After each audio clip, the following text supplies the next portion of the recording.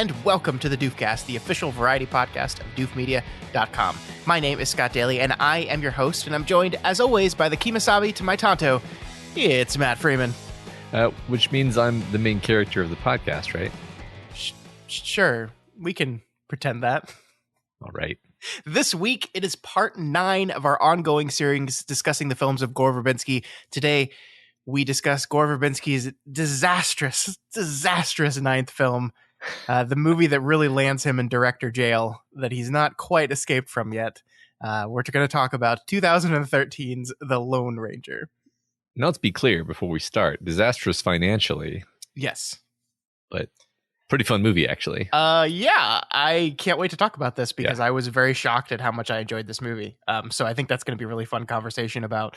I think I don't remember liking this movie, but I think having spent the last few months with Gore Verbinski made me appreciate this thing even more than I had before.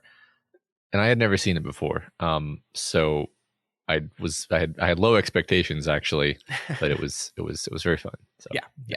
So we're going to be doing a full spoilers, in-depth discussion and deconstruction of The Lone Ranger, Gore Verbinski's 9th and penultimate film so far. Hopefully the man is going to make some more films, but for now we've only got 10 movies, and this is the second to last one. Yep. Then we're going to talk about the results of our Council of Doof episode from a couple weeks ago. Matt was off last week, so we couldn't get together and talk about that last week, so we're going to do it this week. That was on Eternal Sunshine of the Spotless Mind, so we're going to kind of revisit that once again. And then we're going to wrap up the episode by talking about our favorite mega conglomerate, Disney, and the happenings that have been happening with Disney, including Scarlett Johansson suing them for breach of contract on her latest movie, Black Widow. And then I thought we'd wrap things up, Matt, with a quick review of Disney's Jungle Cruise, a movie we both saw this weekend. Very quick review. Very, very quick. It's all it deserves. Mm-hmm. So it's a stuffed episode. Oh my gosh. We take 1 week off and we suddenly have crap tons of things to talk about. Yeah, there's going to be a lot of podcasts in this podcast. Of course. That's a great segue to our movie, in which there is a whole lot of movie in this movie. Let's talk about Gore Verbinski's The Lone Ranger. Why am I covered in dirt? I buried you. Why am I alive?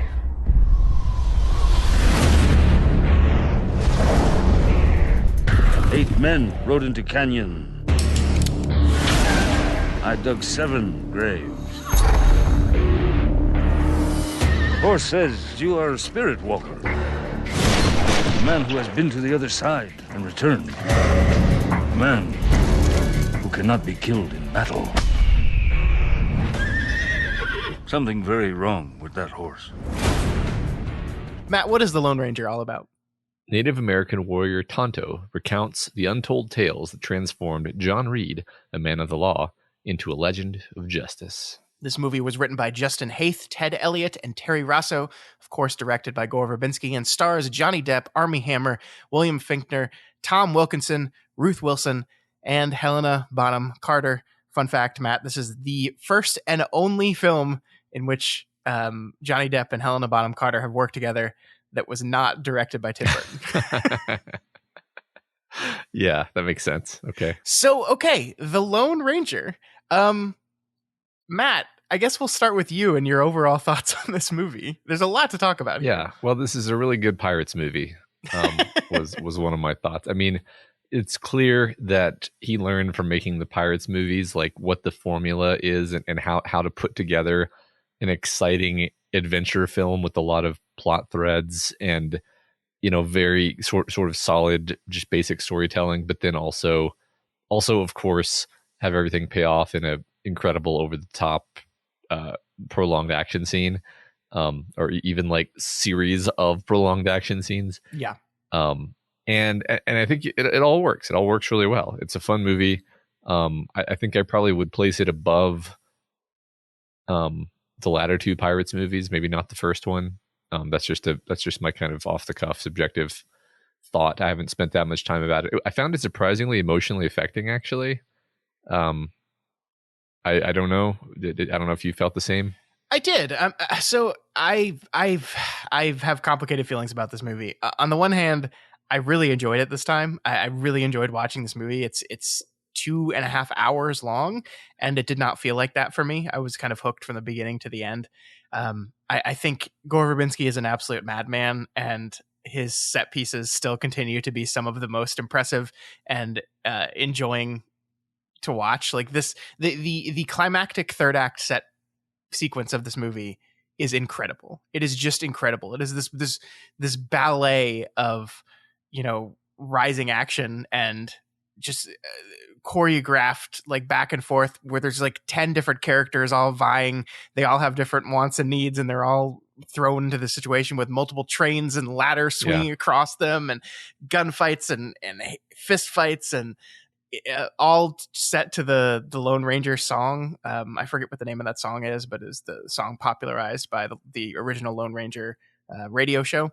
It just really works, and I loved all that. I think there are some problems with this movie. I do think there's a lot of plot here. There's almost too much plot. And I know this was a complaint that people had about the latter two Pirates films, and I get that. I don't know. I just felt like this is a relatively simple story, and I think like we just like there's too much going on at times, where just like we just need to like slow down and be like, what is the plot here? It's not this complicated. Like there's so many characters, and they're trying to do a Pirates-esque like double cross and triple cross thing. I don't know. I just feel like sometimes the movie was a little overwhelming for me, narrative wise. Yeah, I mean, I guess I'm of two minds, because I agree with you that I was pretty much riveted for the full 2.5 hour runtime, which is kind of ridiculous. I mean, I can't say that about many movies. I can't say that about many 2.5 hour movies. But definitely there are parts where it just sort of seems like the writers and or Verbinski just can't help themselves. So plot wise, you could basically cut out the entire existence of the brothel and all of those characters and all of that. Like you could just totally carve that out. You could just cut it out of the movie and it would just not matter, right? And that's so like from a narrative point of view, it's like, yeah, that's the definition of like cruft, and just like, yeah, we're doing this because it's like a fun little set piece, and it's kind of funny, I guess. And it's you get Helena Bonham Carter on your set wearing an ivory leg with a gun in it. Like you can't help yourself. Yeah. But yeah, I mean it is really superfluous for sure. So like that's the thing, is I'm not saying they should have cut that out specifically. It's more just me pointing out like definitely there's a lot of stuff in it where it's like this isn't actually necessary. And that's the thing is though, I am of two minds, because I'm like, yes, Matt, but you were riveted for 2.5 hours. So can you really say that they should have cut it out? And I think like that's part of me is just like, this is what Verbinski does. This is who Verbinski is he's just cramming the runtime with fun. And there's so much fun to cram in that sometimes the runtime runs a bit long. And I don't know if I want to complain about that too hard. I don't know. Yeah. I think it's fine. I mean, I think at the end of the day, like the parts that I love about this movie outweigh the parts that I didn't. And I think it's a really fun movie with some really interesting characters. But yeah, I mean, there's stuff where we're like, do we really need, like, I don't know, like a lot of these movies have to have the two villains, right? So you have to have the outlaw villain and then the secret law representative or societal order representative villain. I mean, just like Rango, right? Yeah. Exactly like Rango. Yeah, the turtle. And, yeah. Played by our friend from Eternal Sunshine. Yeah. Tom Wilkinson. And like I totally get that, and I understand why we have to have all these villains, but I feel like then we bring the U.S. Marshal on, who I think is supposed to be like a Custer type character, right? I think like the way they've made him up, like he's supposed to look like Custer. I don't know. It's just like there's so much plot. There's so much going on. So the hidden secret of this man is he's seizing control of the railway company. He's going to do it using a silver mine he found when he was much younger, that happens to be on Comanche property. So they're hiring a band of outlaws to pretend to be the Comanches to say that the treaty was violated so they could send in the U.S. military to get the Comanches, and then he could get out the silver and then use it to leverage a hostile takeover. And it's just like, wow, that's a lot of words that I just said there. I mean, a lot of the stuff, like, okay, it could just be he wants the silver because he wants the silver. Like, we don't need it to be like he's going to do a hostile takeover of the railroad because it's a metaphor. It's like, okay, yeah, no, I mean, it is, the climax gets a bit, it actually kind of the intensity begins to flag at a certain point, because you're just like, okay, we just got some catharsis from like Tonto. I don't remember what order things happen, but it's like Tonto, defeats the train man, and Army Hammer defeats his guy, and it's like I don't know, it's too many sequential things. I don't know.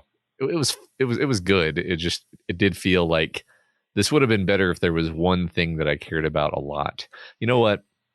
The ending of this movie is clearly based on The Mask of Zorro, which is another great movie that I want to talk about on a Doofcast someday. It is very structurally similar to where you have the two characters in this buddy story. Yes. Both have their own villain to face. Yes. And one of them being a U.S. Marshal. Yeah, that's true. And then the other being like the representation of authority. And then and at the end of Zorro, the guy dies by being pulled off of the cliff by the giant crate of gold. Yeah. And then he falls and is buried in gold bricks. And in this movie, he's buried in silver ingots. Can I just say, like, I remember our first conversation about Verbinski when we talked about Mouse Hunt, and we talked about as the coffin slid down the steps, Verbinski chose to cut to a shot of inside the coffin. And we said, that's a Verbinski shot. And I was so happy that I said that, because in this movie, as the train goes hurtling off the edge of the blown up bridge, Verbinski cuts to under the water. It's not enough that we see the man like riding the train full of silver into the water and we're like, yeah, he's definitely dead. Verbinski cuts to under the water as we see him like sucked downwards as the silver rains down on top of him, basically burying him under the water. And it's such a kind of shocking touch to like be that close and intimate to his death. Like the weird thing about this movie is all the deaths of the major villains kind of happen very quickly. I'm blanking on his name now. I should know it. The main outlaw, Cavendish.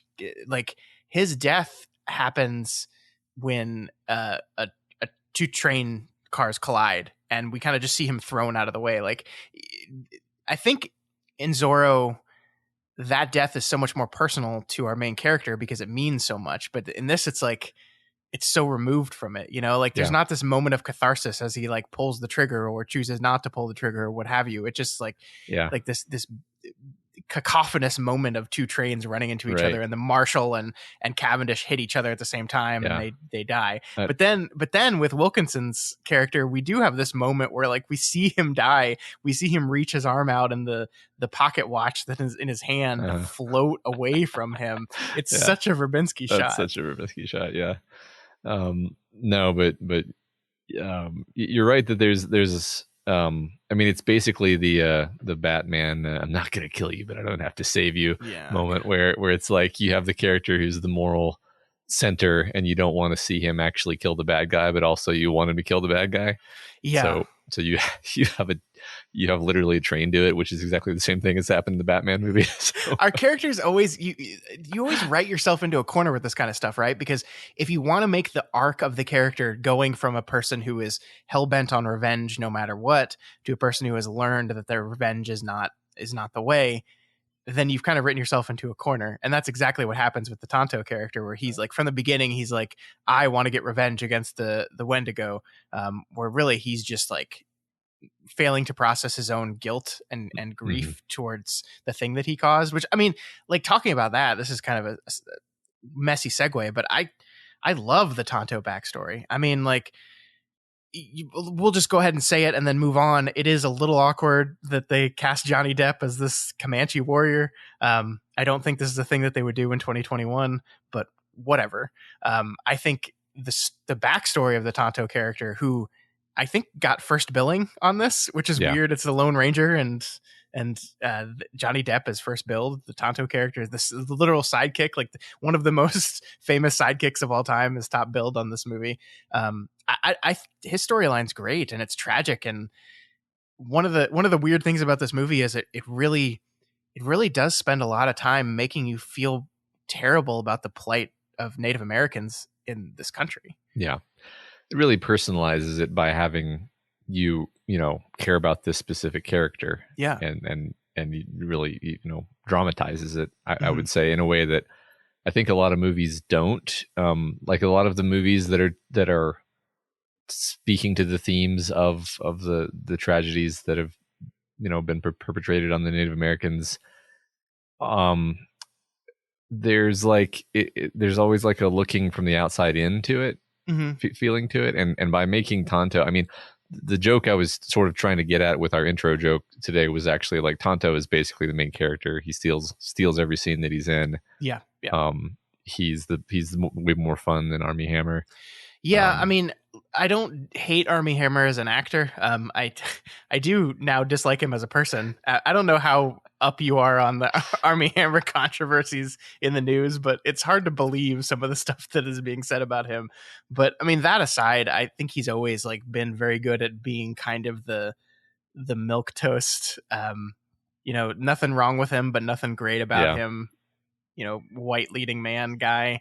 Well, the thing is, he serves more functionally as like a straight man than a leading man. Yes. I mean, the movie sort of tries to have it both ways, but the consequence, I feel, is that Tonto is clearly the center of the movie in terms of what you care about and who you're paying attention to. Like if they're both in a scene together, which character are your eyes on? They're always on Tonto. 100%. Yeah. 100%. So that's just, I mean, and I don't think that's like an accident or a surprise to anyone. It's like it's Johnny Depp. Yeah, cast Johnny Depp.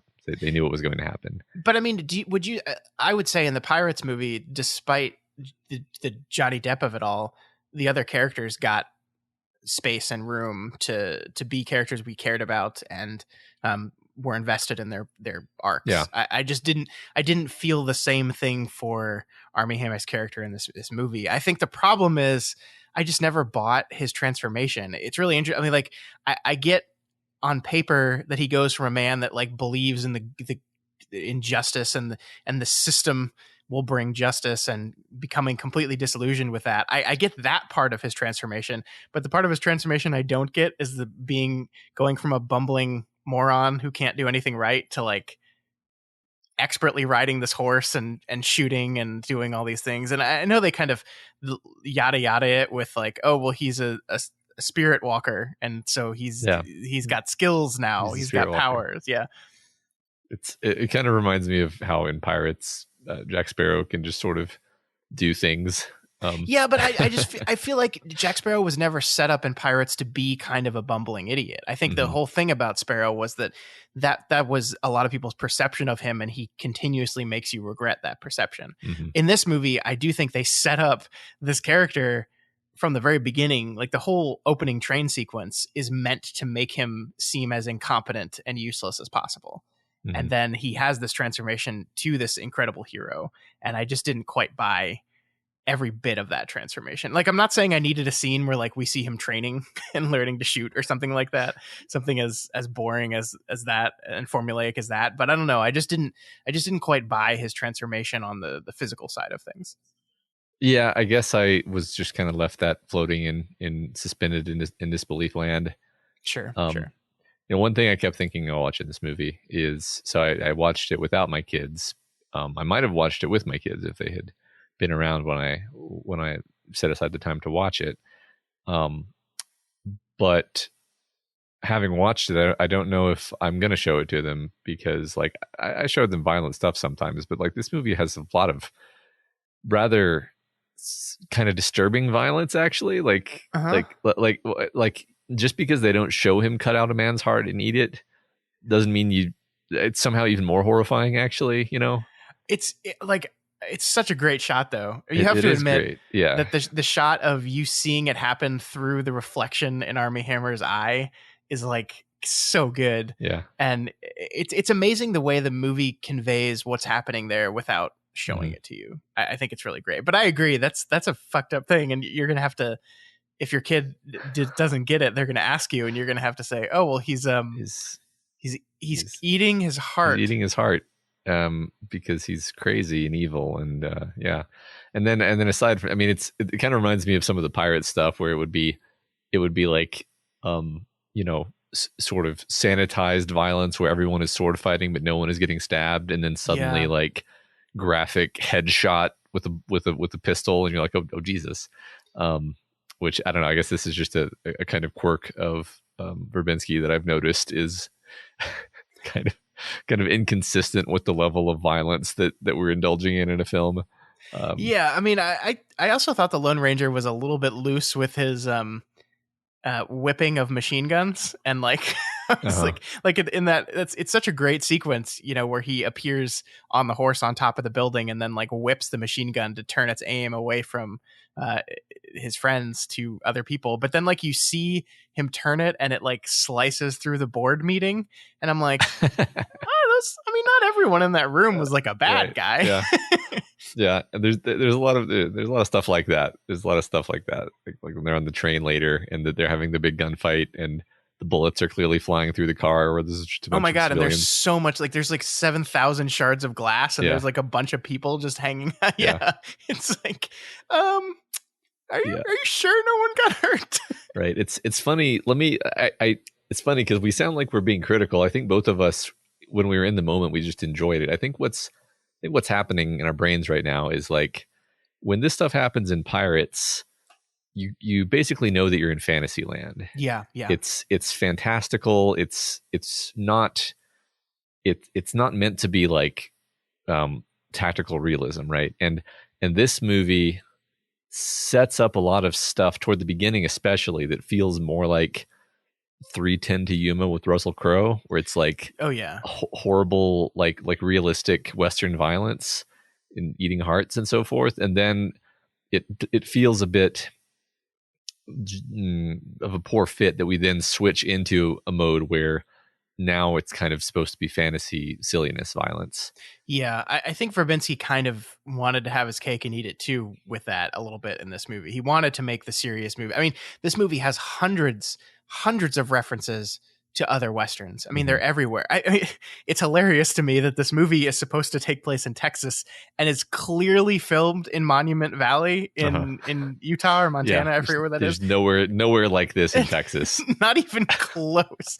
I mean, it's clearly, and that the reason is because he's paying homage to John Ford films, right? And then like over and over again, the more Westerns you watch, the more bits and pieces you'll see that this, just like Rango, is paying tribute to those films. I think the scene where God, I don't know why I can't remember characters' names. The Rebecca character is at her well drinking right before they get attacked by the Native American attack that isn't really a Native American attack. That's like straight out of another Western. Like that scene like is almost identical, where a guy's drinking at the well and then suddenly hears the silence of there's been no noise, and then suddenly birds, and then suddenly really? The Native Americans are there. It's like right out of another movie. That's funny. And he's doing that over and over and over again throughout this whole thing. And I think that is, you know, we've kind of talked about the complexity of the plot. I think my main problem with this movie is almost the weight of its source material a little bit. And I think the struggle between the two types of movies that this want to be is because of that. Because I think Verbinski, especially after having done Rango, wants to make this really kind of not grounded, but like this realistic Western film.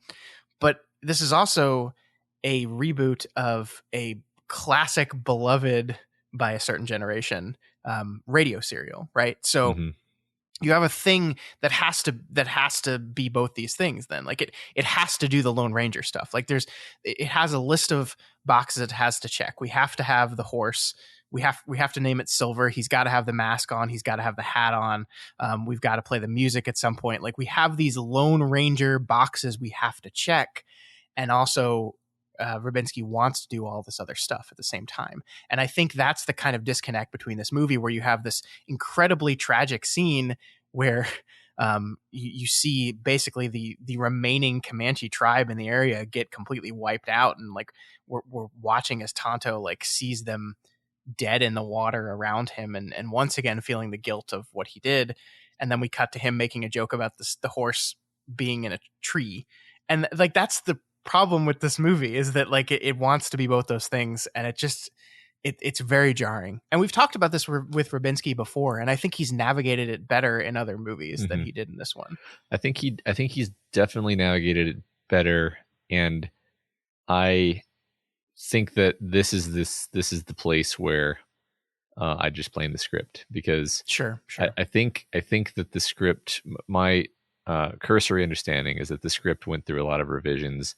There was there's and like you were just saying, there's an evident tension between the desire to tell a rollicking Lone Ranger story and do some kind of justice to the nightmares of Western colonialism, and it's like, okay, these two things don't fit in the same movie. I'm sorry, like like there's nothing like it's like the worst things ever juxtaposed with like wackiness, and our hero is going to come and save the day, and it doesn't come together, and it doesn't come together as a script, and the director is not going to be able to fix that. Sure.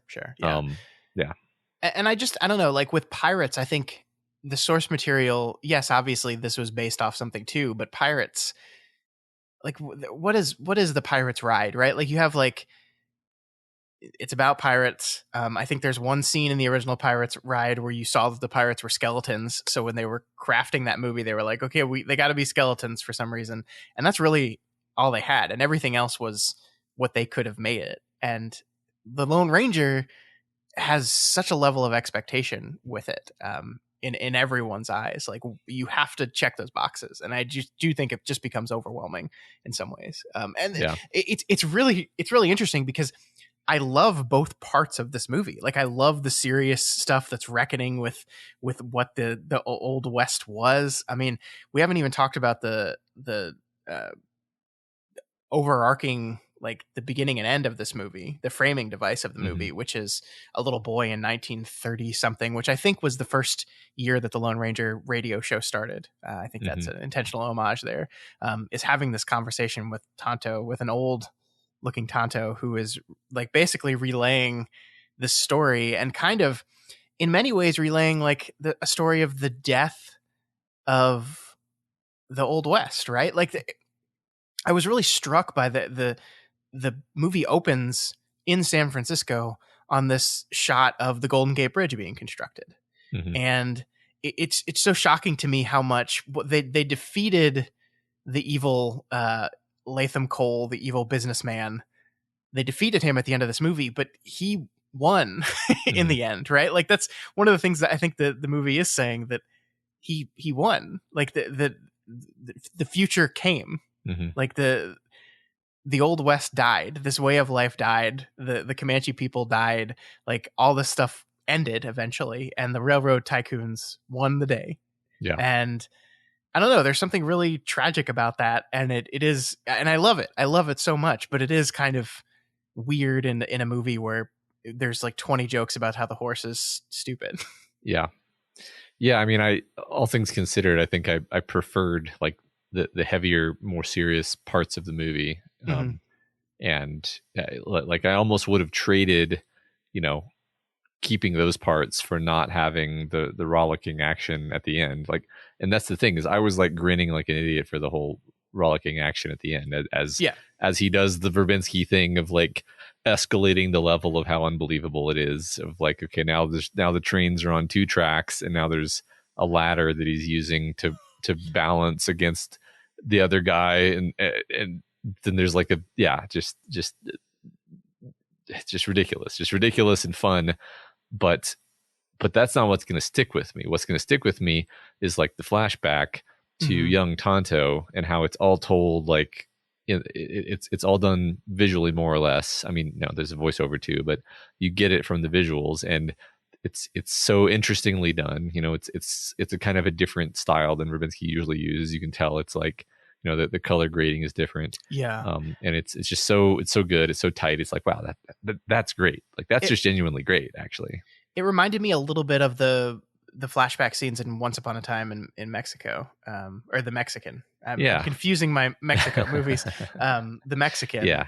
I mean, obviously that's more hyper stylized to look like old film, but like the color grading and like the techniques used there, I think it reminded me of that a lot. I love that flashback. I love the way Verbinski centers everything on Tonto and centers everything on Tonto and his obsession with the pocket watch, that like you don't actually really even see all the other Native Americans gunned down because the camera's fixed on Tonto and Tonto is fixed on the watch, and that's all he's concerned. It's just a really great way of generating this feeling of he was so blinded by this thing that he did something that, I mean, to be fair to Tonto, he's a little kid and doesn't even fully understand, right? He just didn't understand what was going on. Right. And he couldn't have predicted they were going to murder his whole village. Like that's like over the top evil.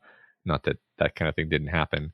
And I love yet another, classic Verbinski thing is the pocket watch, where it shows the man who murdered his village do the like flippity dee thing with the watch into his hand, and then later you see the the old train guy do it and realize they're the same guy, and it's like, oh. Yeah, well, I mean, because the whole time you're thinking it's just Cavendish, right? Right, exactly. I don't remember my first time. Did you ever doubt that the Tom Wilkinson character was a bad guy? Like I just like, I don't know, maybe I've just seen enough Westerns to know that, oh yeah, that's definitely a bad guy. Like the second they establish him as like clearly wanting Ruth Wilson's character, like uncomfortably creepy around her, it's like, oh yeah, he's a bad guy. Definitely bad guy. Yeah, pretty much immediately. And relatively quickly, not only was I like, he's the bad guy, I was like, he's exactly this trope. He's the tortoise in Rango. That's who he is. So the it's funny because everybody there's sort of a list of reasons why this movie was a financial disaster, but I actually think that there's one main reason, which is that they never should have. I think basically you articulated this best. There's no way you should have spent $250 million making a Lone Ranger movie in the first place. No, because this just doesn't have that much cachet. And the thing is, like, this was a period of time when they had also just recently made John Carter of Mars, which is another property no one cared about, and they spent a huge amount of money on, and it flopped because nobody cares about it. Yeah, and I think this was just a period of time when, like John Carter of Mars is also kind of a fun movie, actually. Like, it's not like I'm like gonna say, I'm not standing John Carter of Mars. I'm just saying, like, it's a fine, fun movie. It's not paced terribly well, but like, it's not a piece of garbage. The reason the reason these movies failed is because they should never have been made so expensively, because nobody was ever going to see them in the numbers that would have justified those budgets. It's absolutely insane to think that a movie about the Lone Ranger is going to appeal to all four quadrants. Like, right. Nobody knows who, like, I don't even really know who the Lone Ranger is, right? Like, I have very broad, like, social osmosis understanding of what the Lone Ranger was, right? Like, I've never watched it. Like, this is the only Lone Ranger thing I've ever seen, but I understand, like, Hi-Ho Silver Away. Like, I understand Tonto. I understand Kemosabe. Like, these are, like, just the cultural drippings that are left over from the Lone Ranger, but none of that is going to get you into a seat. And I think it's really interesting because 2013 is a time when I think you're really starting to see a transition in Hollywood away from the superstar blockbuster, right? That, like, I think I'm trying to defend Disney's choice here. I think earlier on, a Johnny Depp helmed movie, no matter what it was, might have been enough to get a bunch of people in the seats, enough to make money, right? And in the 2010s, we really see this transition away from the star being the thing that gets you to the property. I mean, the MCU is, of course, largely responsible for this, because while everyone enjoys the actors in the MCU, it's not the stars that get people into those seats. It's the ongoing story. It's the narrative. It's the spectacle. And So you bet on Johnny Depp, and maybe you bet on Gore Verbinski, guy who brought us so much success with Pirates of the Caribbean, and it's just a different time now, and it's not going to work. It's not going to work for that money, and I don't know what they were thinking. It's funny if you read about this movie, Matt. There was a version of this movie that was like much more pirate-esque in that it was a fantasy story, that there were much more supernatural elements. They played up the spirit walker side of it and the supernatural stuff a lot more. And after John Carter, they said, nope, pull all that. We don't want anything that reminds people of John Carter at all. And they kind of completely redid the movie, and this is the version that we ended up getting. So it's a weird time in Disney. There also was Cowboys and Aliens, which is a movie that I think Disney was hoping would do very well. I don't know why they thought that, but that because it was Western adjacent, that movie disappointing box office also kind of almost caused them to cancel this project, or at least to step back and retool it. I don't know, man. I don't know what they were thinking. It's really tough to get to the bottom of why you thought $250 million was a good idea. Yeah, it does seem like, I mean, okay, so for Lone Ranger and John Carter, those are both very old properties that they got their hands on, and were like, we're gonna do a fresh reboot with fresh faces, and everybody's gonna love it. And just like somebody in some decision making chair was just wrong. They just didn't understand the reasons why people go to the theater. Maybe they even had some market research that was like, people love Star Wars. John Carter's kind of like Star Wars. Mm-hmm. People like Westerns. And it's like, no, you're just misunderstanding the fundamentals of like what gets asses in chairs. And you know, they basically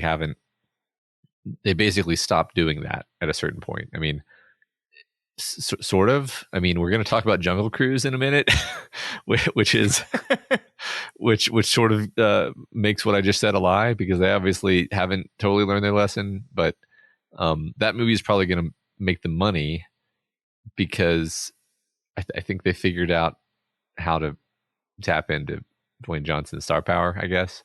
I don't know though. Maybe it won't. Maybe that movie will flop too. I don't know. We'll talk about that in a bit. Yeah. But yeah, I mean, this is such an interesting movie because it did get pretty panned by critics. But I think if you read about it, like Gore Verbinski, Jerry Bruckheimer, Armie Hammer, and Johnny Depp were all like furious at the critic reviews, because they were like, you were reviewing the budget, not the movie. This is a movie that was like plagued with production issues. I think someone actually died on the set of this movie. Oh, that's horrible. I'm not 100% sure, but there were a lot of issues in the making of this film. And obviously, so, you know, you're in the news constantly before your movie even comes out because of the issues that you're having, and that of course colors people's understanding of the movie. But hey, Quentin Tarantino loved this movie. Yeah, he called this one of his 10 best films of the year it came out, which is 2013. I have his quote here, what he said. I'm going to read it because I think it's just vintage Tarantino, and it's really great. Sure. The first 45 minutes are excellent. The next 45 minutes are a little soporific. It was a bad idea to split the bad guys into two groups. It takes hours to explain, and nobody cares. Then comes the train scene. Incredible. When I saw it, I kept thinking, what? That's the film everyone says is crap? Seriously? Which is like a perfect way of summarizing exactly what we just said. Yeah. Except in like 3 sentences. Yeah, right. I mean, that was my experience. I was watching it, and I was like, I mean, okay, to be honest, I was prepared to like it because I was like, Verbinski's not going to make an actually bad movie. Mm-hmm. But maybe the script was bad, or maybe there were, you know, I knew there were production problems, so I was prepared for there to be problems, and I was overall surprised in the positive direction with how much I liked it, and you know how emotional I found certain things. I found that like after everybody criticizing Johnny Depp as Tonto, I was like, look, it's a very compelling character. He does a great job with it. He does. Yeah. It's like I love, you know, Johnny Depp's great, like, because it's nothing like Jack Sparrow, for example. Like like you kind of want to be like, oh, it's kind of a Jack Sparrow-esque character. It's like, well, not the way he's playing it. Like the little expressions he makes in reaction to things are just like, he's a completely different person. He I don't know. It's just great. It's very well done. Well, and the movie just like has a field day with Johnny Depp's ability to give facial expressions that convey everything you need to understand. Right. And like so much of like he's basically doing Buster Keaton stuff, he's just a physical comedy actor through most of the movie, and he gets away with it by just like, he barely even has to say anything. He just gives a look. Like, I'm thinking of when he's using the ladder to cross the trains, he barely says any lines in those. It's just facial expression or reactions to the ridiculousness that's happening around him as the ladder like swings and spins, and it's just like you can just cut. It's like you wonder if there was like a note in the editing room, like cut to depth, like a perfect cut to depth moment where you just see reaction, boom, we get everything we need to understand. He's phenomenal in this movie. He really is. And I get the criticism. I totally get it. I'm not going to say here and say, no, this was a good idea to cast this guy, but I get why they wanted him for this part. I'm just, the thing that I'm defending is like, you can say all you want about all that, but you can't say that Depp did a bad job. It was great. He's the most fun part of the movie. And Verbinski knows how to use him, right? It's reminds me of the cut to Depp is such a perfect thing, because it's like it reminds me of all these moments in Pirates when it's like every turn and then everyone cuts and Jack Sparrow is sitting on the cannon which he's about to use to like shoot the mast, which is gonna fuck up the Norrington's chase or whatever whatever it is. It's like it totally relies on cutting to him and he's making the perfect facial expression, and it's like it's pure comedy. It's funny because all of this has made me appreciate how good Depp is at like physical comedy, actually, which is not something you really think about when you think about him. I mean, like, I don't think you think of the Depp Verbinski combo. Like, when people are thinking about Johnny Depp, I don't think they think about Depp Verbinski. I mean, people think Depp and Burton a lot. And I think Verbinski understands him. I think I'm kind of repeating what you already said, but I think he understands how to use him on a level that I just haven't seen elsewhere. Like, it becomes really stark when you look at the first three Pirates movies compared to the fourth and the fifth one, and then inserting this into the equation as well, because those first three movies understand why Johnny Depp is great.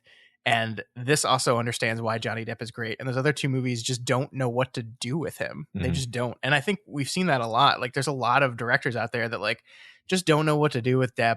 And I mean, arguably, I don't think modern day Tim Burton fully understands what to do with Depp. Like, I think I don't know what the relationship between the two of them was on the set. I'm just speculating it now. But I think you have to be willing to let him go, but also rein him in at times. Like, I think Burton just lets him go to an extent where you're like, maybe let's not do that choice. Maybe your Charlie and the Chocolate Factory character is not a good idea. Maybe we'll do something different there. And I don't know. I feel like Verbinski understands him, and people don't talk about that relationship very much. Yeah, I agree. I hope they work together again. I mean, I also, that's the thing about Verbinski, is I hope he also does completely weird and random other things that have nothing to do with, what he's done thus far. Because like, as we talked about with The Ring, it's like, clearly he can do whatever. Yeah. I actually, so I saw a, what is the word? Like early, not a trailer, not even a poster, just like, the project that Verbinski is working on right now, apparently, Spaceless, which is I sent you the thing because I was so excited, and I told you that I was peeing with excitement. Which the synopsis or the hook or whatever is: a man wakes up inside a spacesuit, tumbling helplessly through space with a computer designed to keep him company until his air runs out, trying to solve the mystery of his death. Like, that's like the coolest idea I've ever heard. Like, as soon as I heard it, I was like, shit, I wish I thought of that. That's a great story idea. And I can't wait to see, like, that's such a, and I don't know how he's going to do it. Right. Like, I don't know what the movie is actually going to be like, but, I don't know, this is a tangent from Lone Ranger specifically, but got me super psyched for more Verbinski. Yeah. I mean, it's really interesting because we look at his career, right? And he, starts out with Mouse Hunt, and he goes on a tear where every few years he's making a movie. Mouse Hunt, The Mexican, The Ring, huge success. Pirates, huge success. Weatherman, Pirates 2, Pirates 3, Rango, and he's just like boom, boom, boom, boom, boom, boom, boom. And then he hits The Lone Ranger, and this is the biggest flop in Disney history. Like, this is the only, like, John Carter had the award, and then this movie came out and took it away from John Carter. This is the biggest failure in and I was joking about director jail, but that's kind of what happened to him. Yeah. Like, 2013, he doesn't direct another movie. The next movie he directs is in 2016, which is A Cure for Wellness. That'll be our final movie we talk about. That is a tiny movie, $40 million budget, not big studio production. He produced it. I think it's his production company. So it's kind of like the Shyamalan effect, right? Where he had this huge bomb, and then I think 20th Century Fox did release Cure for Wellness, but I think it was his production company that produced it. But anyway, so he has to kind of go and get small and make his own movie. And then, spoilers for next week, Matt, A Cure for Wellness also bombed. It made $26 million against its $40 million budget, and Gore Verbinski has not directed a movie since. And which is why he's now making a movie about one guy in a spacesuit. Right.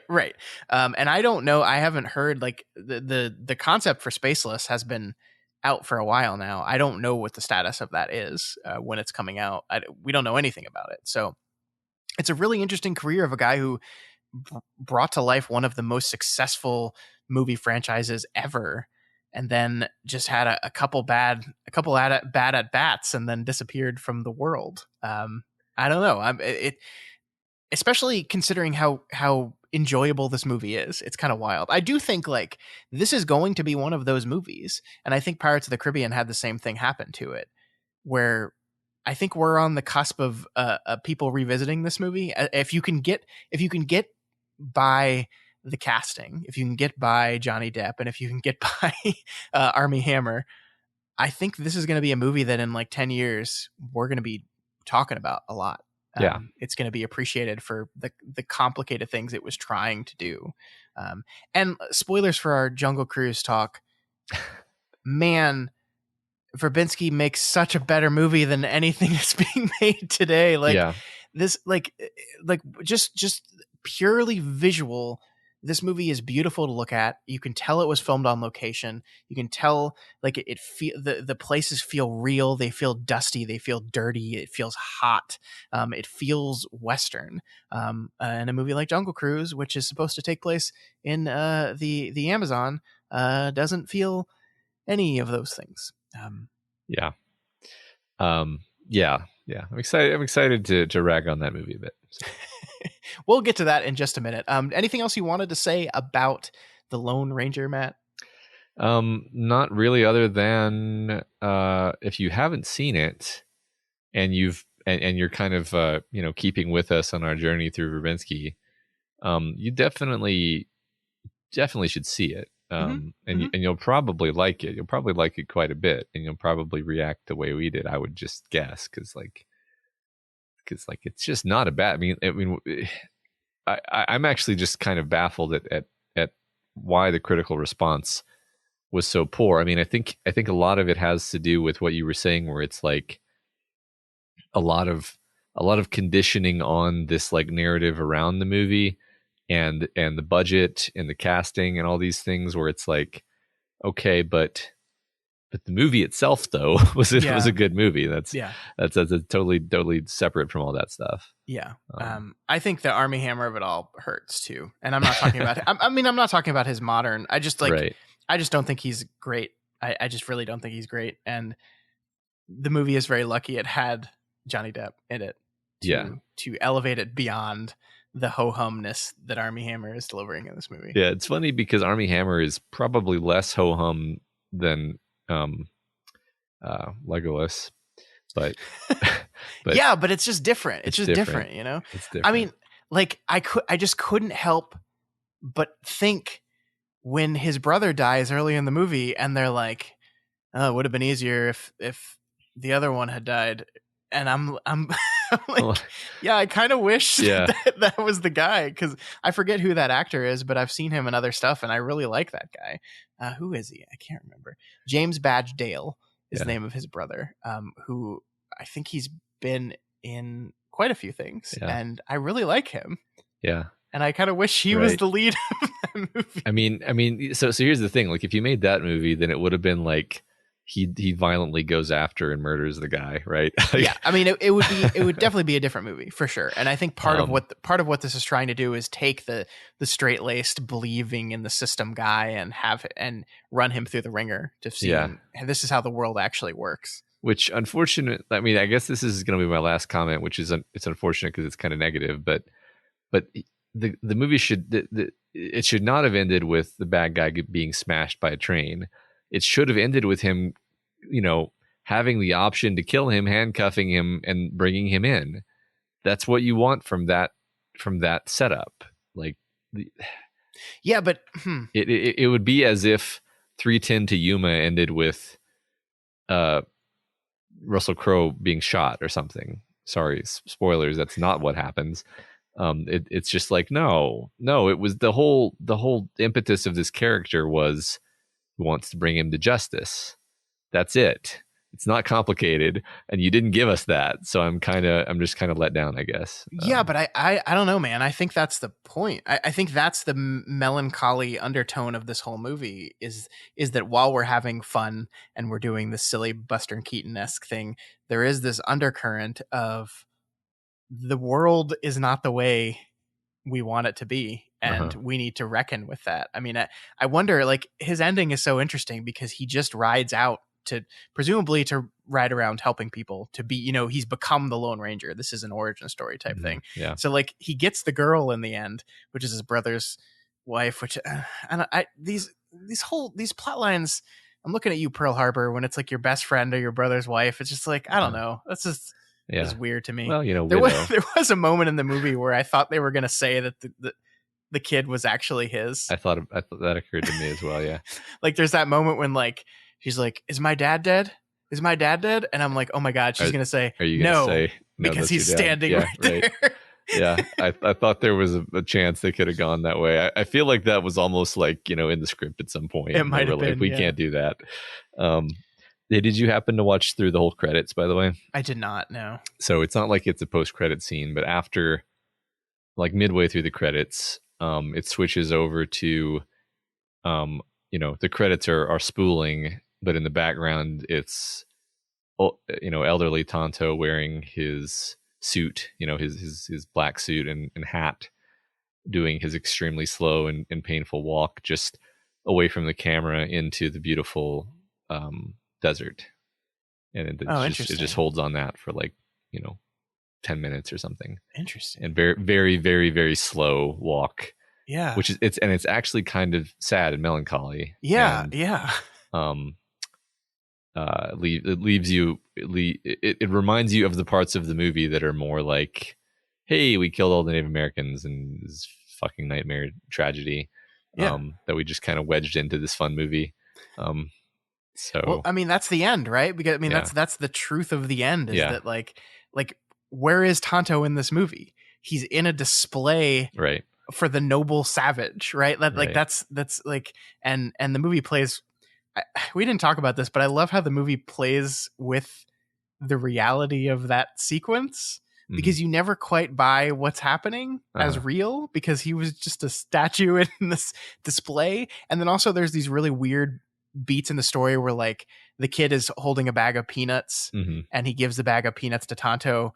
And then when Tonto is burying the Rangers in his flashback, he buries one of them with the bag of peanuts that he got from the kid in the future. And it's just like, wait, what? I think the movie's having a lot of fun with the blurred lines of that overarching story that surrounds the movie in some cool ways. But it is a sad he's alone in a noble savage display, and then he goes off on his own into the desert because he didn't have anyone. So I mean, that's the end, right? Like it's this really fascinating deconstruction of the myth, because the movie, again, and this is what movie that wants to do both things, where you leave with the Lone Ranger becoming the Lone Ranger, and he's going to ride off into the sunset to help people and to save the day and to do all these things. But because of the framing device of the movie, that like all it is child entertainment now. Mm-hmm. That's it. Yeah, right. I definitely wanted to mention that because it's definitely a choice, right? Yeah. I mean, the whole framing story is just is yeah. That's the thing I had not remembered at all going into it this revisit, Mm-hmm. and I found the choice to do the framing story that way really fascinating, because it allows your movie to begin and end on that melancholy, to stress that. And I think, I don't know, I respect Verbinski for wanting to do that. I respect everyone involved in this movie for trying to do something that is both melancholic and hilarious and fun and adventure-y all at the same time. And obviously audiences were not ready for it, but I do think, I want to pay attention to this movie, because when we get to like its 20-year anniversary in 2033, I want to see what people think about the Lone Ranger. Yeah, I'm just curious to see how people's opinions on Verbinski in general evolve, because the funny thing is, I didn't even know his name before we like before we had whatever show it was at some point where we were like, I think possibly live on air realized like, oh man, Verbinski's directed so many of my favorite movies. How is it that I don't have his mind in my list of like directors who I love? Mm-hmm. And I think that might be the case for a lot of people. I don't mean to project, but that's been one of the more fun parts of doing this, is sort of finding this like gem that was in plain sight the whole time that I wasn't aware of. Yeah, no, I'm with you on that. He's great, and I've enjoyed this so much, and I can't wait to revisit his final film, a movie I had really mixed feelings on the first time I saw it. So we'll find out. All right. Next week when we wrap up our Verbinski series on A Cure for Wellness. Doof. All right, Matt, let's talk about our council, and let's talk about Eternal Sunshine of the Spotless Mind. This was right in at 100% for most of the poll. Everyone was saying yes to this movie. And then in the last few minutes, it got 4 no votes. But of course, that was not enough to turn the tide. Our listeners have overwhelmingly voted to put Eternal Sunshine of the Spotless Mind into our canon of great films, a comprehensive list that you can find in the future. Yeah. Here's the thing: I can't print the list until the list is done. That's why I haven't done it yet. That's true. Good point, Scott. I am a little disappointed in our listeners, Matt. At least the 4 of you know who you are that voted no on this, because you didn't tell me why. Yeah. And I asked specifically. I want to know what was it about this movie that didn't work for you. I'm really curious what people thought. Yeah, it's funny. I mean, it sounds to me like 4 no votes and a million yes votes might be basically the highest acceptance ratio we've ever had. I don't know if that's true, but it sounds like it might be. It's up there. I think Into the Spider-Verse probably was a bit higher, but it's definitely up there. Okay, well, that's good. We agreed with that. Yeah, welcome to the canon Eternal Sunshine of the Spotless Mind. Thank you to the council for doing that, for bringing that movie to us. I really enjoyed talking about it, and I hope you folks enjoyed the conversation and hopefully enjoyed revisiting it as well. Yeah, I think there were some people who I saw who had never seen it, and I believe watched it because we were covering it, and that makes me happy. That makes me very happy. And I hope you folks enjoyed it, and you should watch more. If you enjoyed this movie, watch more Kaufman, because he's brilliant. He's a genius, and everyone should watch all of his movies. Yes. All right, Matt, it's time to talk about Scarlett Johansson and the Disney conglomerate. So for those that maybe don't know, it broke in the news last week that Scarlett Johansson is suing Disney for breach of contract, because she did not make as much money as she wanted to off of Black Widow. So to kind of explain how these things work, a lot of times, especially in modern days, and I think actually this lawsuit is one of the things that is going to shift this, but in order to get movies made for reasonable prices, instead of paying actors a salary up front, what they do is give them a smaller amount of money up front and then give them part of the back end, which means they make a percentage of whatever profit gross profit or revenue that the film brings in. And that's how they make a lot of their money. And most of the big franchises these days have this kind of deal to them. Like, this is how Robert Downey Jr. became one of the richest men ever, because he got a very sweet deal. I think he made $75 million off of Avengers Endgame alone because of his deal. And so basically what Scarlett Johansson is saying is, hey, you put this movie on Disney Plus, and that hurt my ability to make money off the back end, because that Disney Plus part of it was not part of my contract. And so I saw none of that money. And one of the things we did see is that Black Widow had the biggest week-to-week drop in MCU history between week 1 and week 2. And I think we're on week 4 now, and it's gone. It's gone. So regardless of overall profitability, you can't argue that having the movie available at home has hurt it's a movie's staying power in the theater. And so Scarlett's saying, you breached my contract. You did this thing and you breached my contract. And it's really interesting here, Matt. And I'm not surprised about this, because we kind of talked about this a couple weeks ago when we talked about Disney bragging how much money Black Widow made on Disney Plus. I think it was $60 million, right? That's the people paying $30 to see the premium version. And I'm so confused about this whole situation, because Disney's a very big company. And surely when they made the decision to put this movie on Disney Plus, they have some very intelligent lawyers who knew that actors were going to be like, hey, wait, this is bullshit. And they took a calculated risk. They figured, like, certainly someone said, someone's going to sue us. We're going to have to settle. And that's okay, because we'll make more money doing it this way. Right?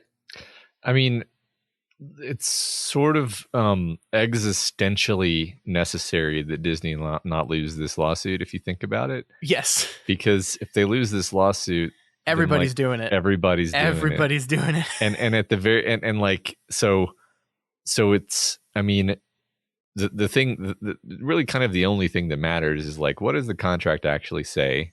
Right. And then another level kind of alongside that is, like, it probably doesn't say shit about, like, what happens if we have to offer it on streaming because of a pandemic. It just doesn't address that. And so it's like a gray area, and they're taking advantage of the fact that it's, like, underspecified. Yeah. And so a court could very easily find in favor of Scarlett Johansson here, because like, it's not like she doesn't have an argument. If it's like, you know, if the contract was written in a way where it can be legitimately interpreted that her contract was not upheld, then she should win. Yeah. And so should everyone else who's in this position. And then Disney will have to fork over, like, a huge amount of money for all these movies. But I want you to read Disney's statement, because it was the best thing ever. This is the craziest thing about this whole story, because up until I read this statement, like I said, I was convinced that this was just a calculated move on Disney's part, that they made this decision knowing they were probably going to get sued. And this is something that big corporations do all the time, right? They calculate lawsuit expenses into their balance sheet, and they know, like, we'll probably get sued and we'll probably have to settle for about 50 million. But if we make 100 million, hey, right? Like, this is what companies do all the time. And I was convinced this is what Disney was doing. And then they fire back with this statement: there is no merit whatsoever to this filing. The lawsuit is especially sad and distressing in its callous disregard for the horrific and prolonged global effects of the COVID-19 pandemic.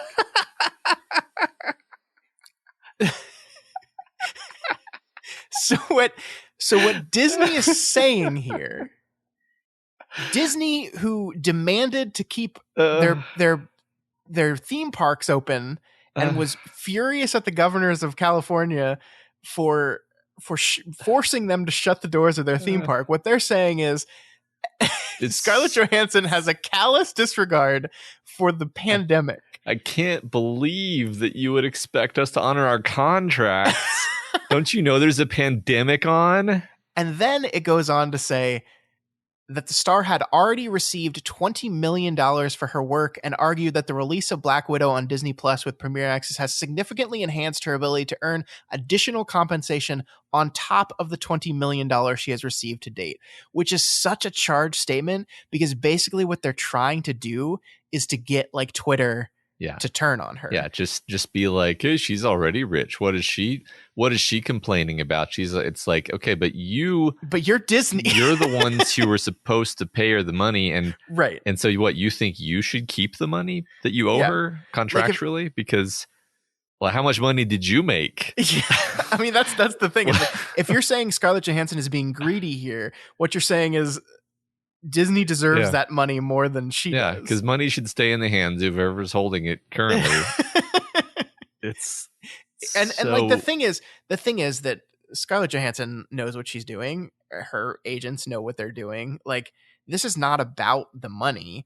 This is about what value actors have in this new release world, this new world of streaming video. Like, if theaters are dying, and they're not quite yet, but if this is the way things are going, actors need to declare loudly how you need to structure your release around me a little bit more. You need to include me. I am bringing value to your property, and my contract needs to stipulate that value in some way. Right. And if you're going to just throw it away, you have to pay me. You have to pay me the money that you said you were going to pay me. Yeah, I mean, what is the draw for a Black Widow movie if not Scarlett Johansson herself? Actually, so absolutely. So yeah, and she is in a very unique situation where her character in the movie is dead, and she's probably not going to work with Disney on this anymore. And so she gets to be the one that throws down this gauntlet. And you'll notice a lot of MCU stars are being very quiet about this because it's just a smart decision to be as quiet about it as possible. Like, and I'm sure they've talked, I'm sure that privately they've shown their support for her, but their contracts are not up. Like, she is paving the way for a complete change in how this whole thing is structured. Yeah. And I think the thing I'm uncertain about is whether in the future we're just going to not have these back end contracts anymore. Like, they're just going to start paying people up front again, and they're not going to do percentage of back ends. But at the same time, I'm like, why wouldn't Disney want to do a back end contract deal still and just write streaming into that contract? And the only thing I can think of is the thing we talked about a few weeks ago, which is they don't want to have to tell people how many people are watching their things. Yeah. But this sort of thing might force them to. Yeah. This might not, maybe, I don't know, maybe linchpin is the right word. This might be the thing where they're like, oh shit, okay, like we're gonna have to write into the contract that they have access to, a percentage of back ends, and maybe you even negotiate that number separately, because it's like, as somebody who is coming to the table as a stakeholder, as an actor, as a director, as a whatever, you're gonna be like, look, obviously I want to make as much money as possible because that's how money works. And so, like, if you're going to dump this on streaming, then I'm actually going to demand a bigger cut. Yeah. And if you're going to let it go into theaters, then I'm okay with like what the normal cut would be. I can very easily see those being two different numbers. Sure. So, I think it'll be interesting to see how it all plays out. Disney is definitely hitting below the belt right out the gate. I can't believe that's what they said.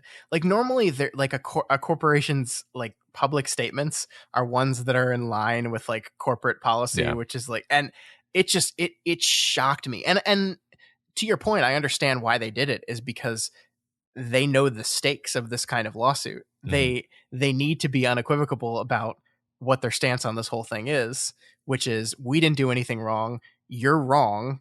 And if you wanted a contract that stipulated back end of streaming, you needed to put that in a contract. Sorry, that's what they want their thing to be. Because Scarjo winning this lawsuit would be a disaster. You have Emma Stone in the background, who just was part of Cruella, who I'm sure got a back end deal on Cruella, who is waiting in the wings to kind of see how this thing happens. Yeah. And if this is successful, a lot of people are going to sue immediately. Yeah, it just makes me furious. Like one of the largest companies in the world being like, she already made 20 million. What do you want? It's like, okay, if some, Fuck you, Disney. it doesn't matter how rich you are. If somebody owes you $10 million legally because of if somebody owes you any amount of money because you did a thing for them, they owe you that money.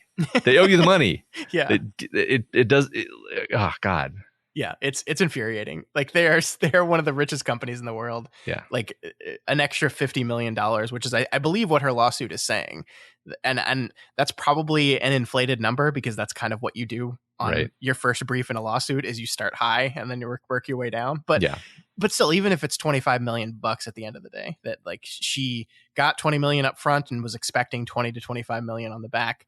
Like that's her money. That's her money. That's what that's what they agreed that to. Was and again, like sure, maybe you know, maybe this will go to court. Maybe they'll find in favor of Disney.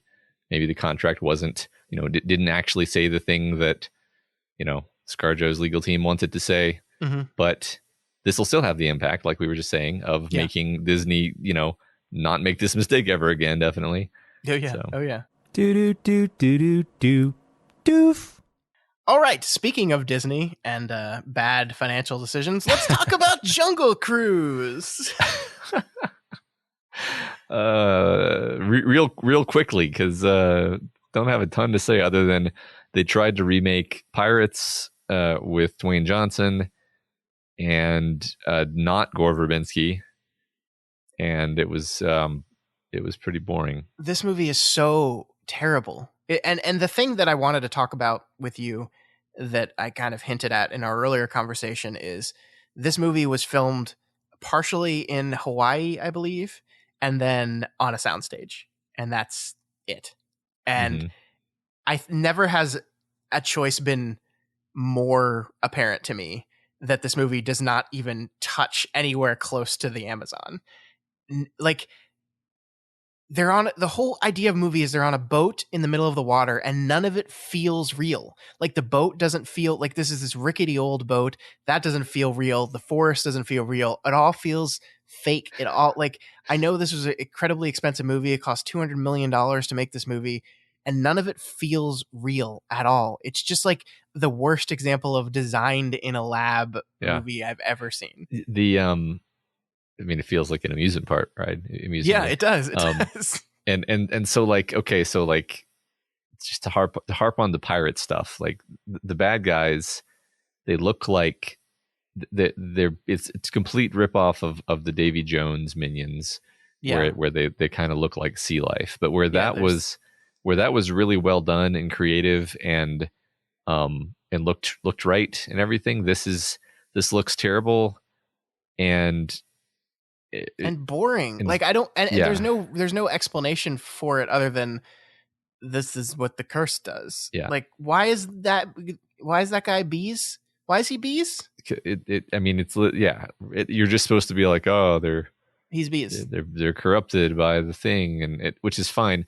Like it's, I mean, fundamentally, it's not being directed by Gore Verbinski, because like I literally think Gore Verbinski could have taken this script and made a good movie. I think so too. I do. But the choices that this movie makes are baffling to me. So first of all, I enjoy Dwayne Johnson. I think he's a charismatic actor that I tend to like in movies.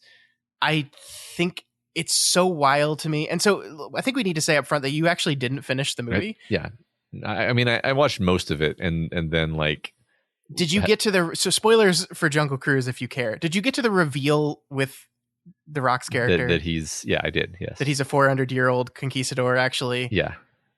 What a fucking wild choice that this movie, like, it doesn't work at all. It doesn't. First of all, he looks like fucking Dwayne Johnson. Uh-huh. There's nothing about him that looks like a Spanish conquistador. Uh-huh. It's so wild to me. And then they're trying to set up this relationship between him and Emily Blunt.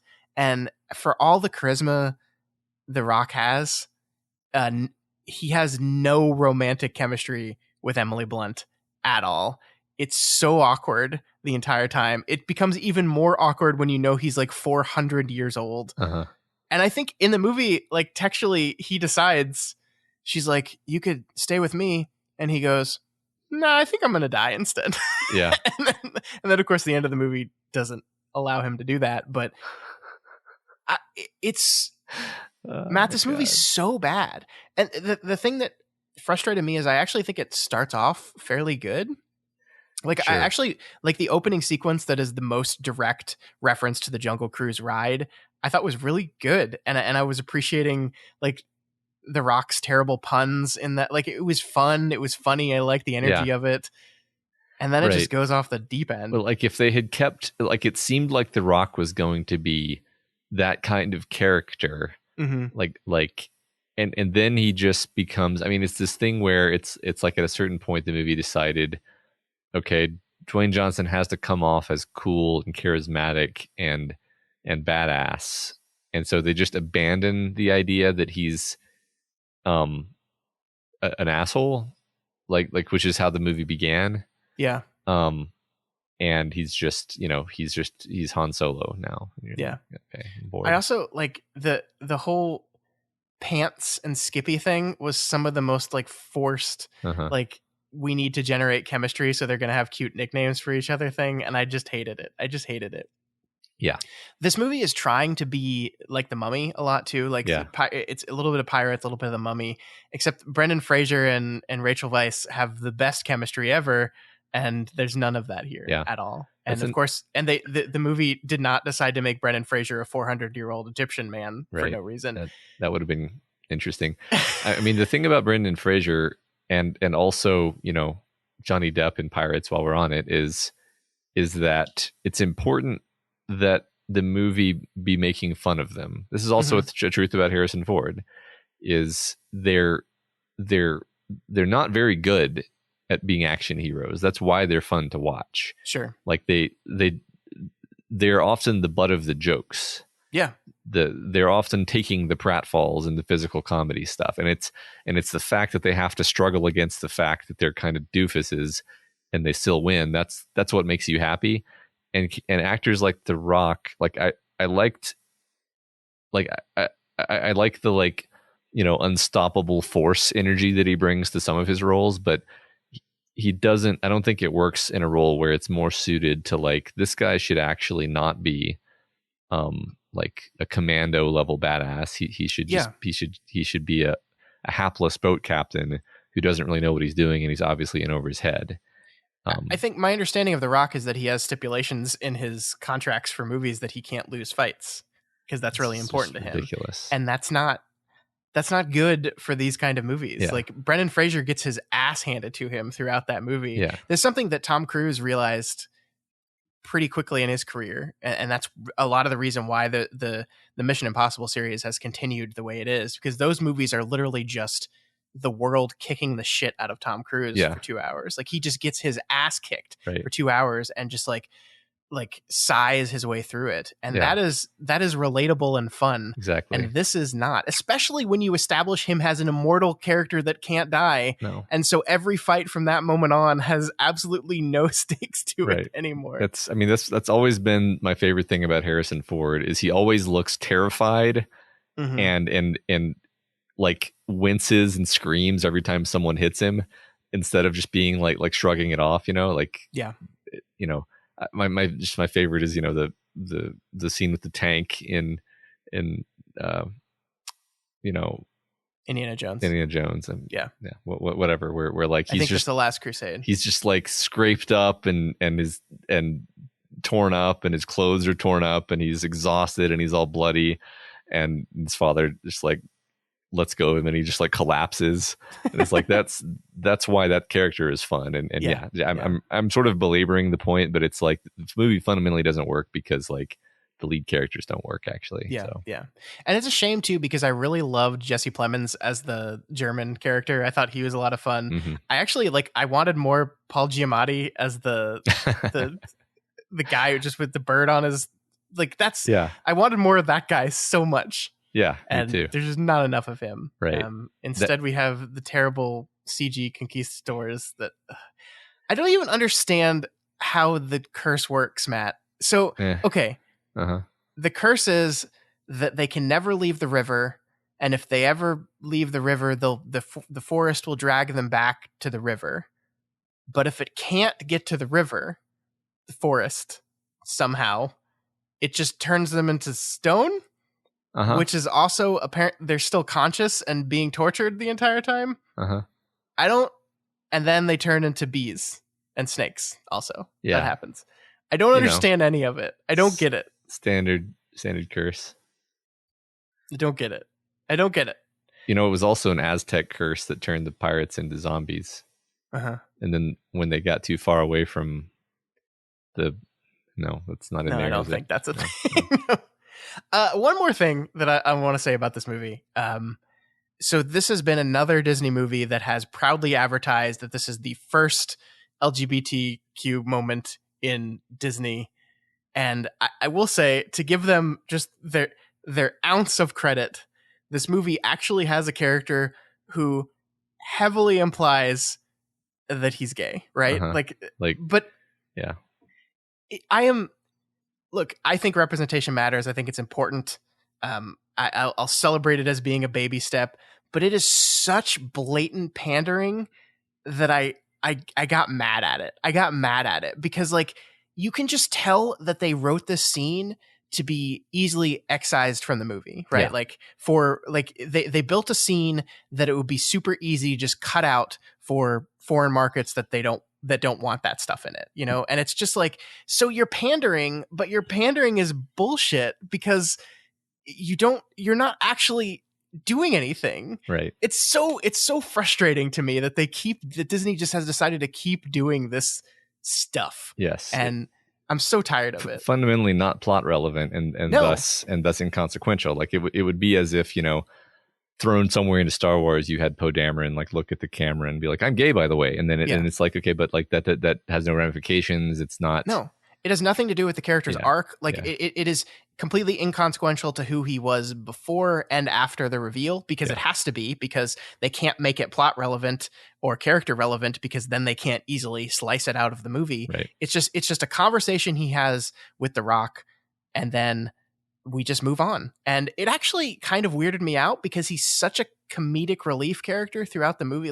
A lot of what this movie is doing is taking the gender roles and flipping them. So Emily Blunt's character is hyper competent, super smart, very adventurous, whereas her brother McGregor is very prissy and doesn't want to go out and get dirty and all these things. And it was and then you make him I understand this is a thing that even The Mummy kind of did, where he was kind of coded differently and they just made the coding textual. I don't know. It just sat weird with me. I mean, I'm not LGBTQ, so I'm not going to comment on whether that was good depiction or not, but it's just bullshit. It's just bullshit pandering. That's and it's just if you're going to actually do this, Disney, just fucking do it. No, just actually do it. You know what would have been awesome is if the reason for the lack of chemistry between The Rock and Emily Blunt was, contextualized in that scene because then The Rock is gay. That would have been a great moment. Yeah, that would have been fucking awesome. That would have been awesome. And then the movie ends with them making out. The movie ends with, Hell yeah. with them making out, and Emily Blunt is smiling and appreciating this because she loves her brother, which is wouldn't they? Yeah. Do it, Disney. Cowards. Yeah. You can't, though, because then that won't show in China. And you can't, so instead we're just going to put it in this prepackaged scene that is custom built to just be whoop from the movie. And then we can pat ourselves on the back for being good allies and having accomplished absolutely nothing. It's exhausting and I'm so sick of it. Right. I mean, so there's my rant about that. Yeah. Mediocre movie that pissed me off. Yeah. Jungle Cruise. See it now. Yeah. Disney's on my shit list right now, let me tell you. Except they put Verbinski in director's jail.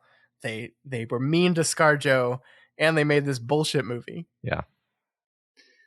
All right. Don't worry, I'm sure they'll completely redeem themselves in a week. Yeah. The new Marvel show starts soon. I'm sure everyone will love them again. Yeah, that's That's true. We'll probably be singing their praises in like literally a week. Yeah.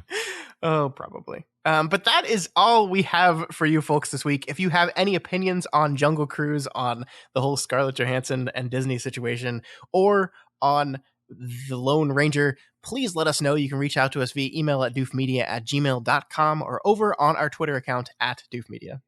Yeah, if you're not already subscribed to the Doofcast, we encourage you to do so and ensure you never miss an episode.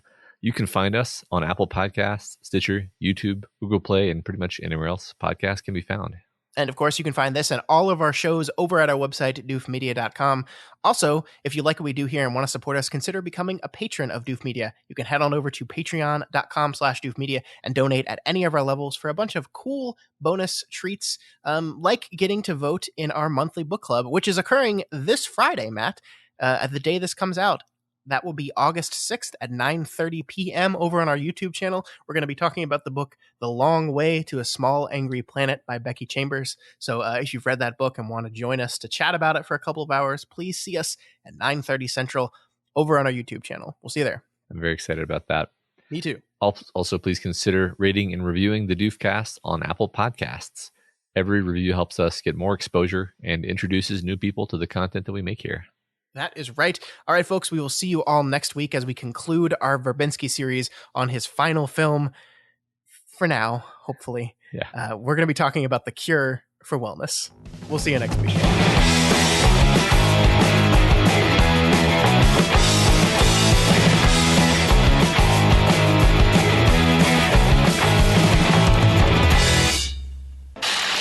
My name is Doof, and you'll do what I say.